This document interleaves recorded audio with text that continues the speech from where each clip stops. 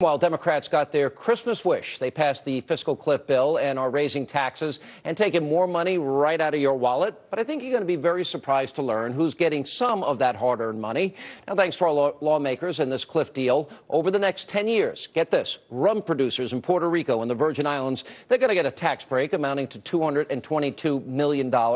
Algae growers, they're going to get $59 million in a tax credit for trying to find ways to produce biofuel from the substance. Hollywood, yeah, they have another reason to love all these liberal lawmakers. They have a, quote, special expensing rule. Now, that's going to cost you a hefty $248 million.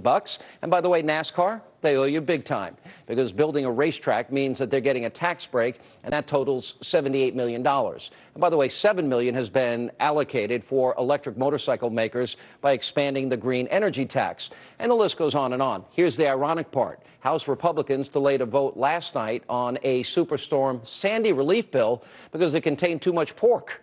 It never ends. Joining me now with reaction, former Clinton special counsel Lanny Davis. Let me follow up and ask Lanny that. Lanny, it didn't cut a penny. It's adding $4 trillion that we're going to rob from our kids to pay for this.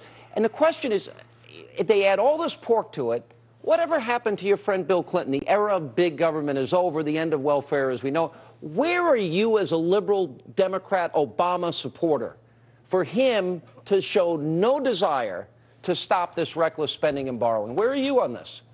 Well, first of all, I'm very upset by the deal. I have a 14-year-old son, Josh, watching tonight, and I'm using, and you're using, our generation is using collectively credit cards, and we're handing our kids and probably our great-grandchildren, let's be honest, all of the receipts of those credit cards. That's immoral.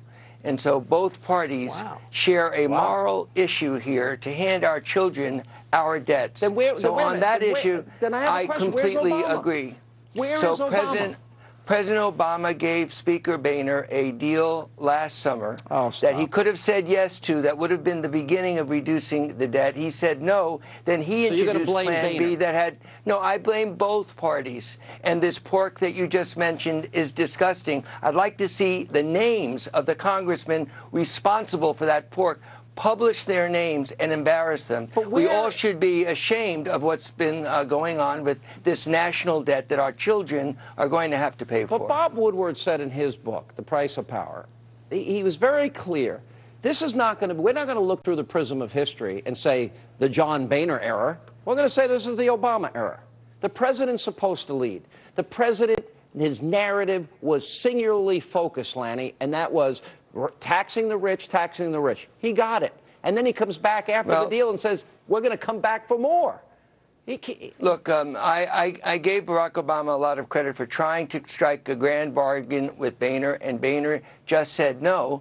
Now it's up to Barack Obama to lead. I agree that in his... Woodward said that Obama, at the last minute, raised the amount of money in taxes, and that caused Boehner to walk away.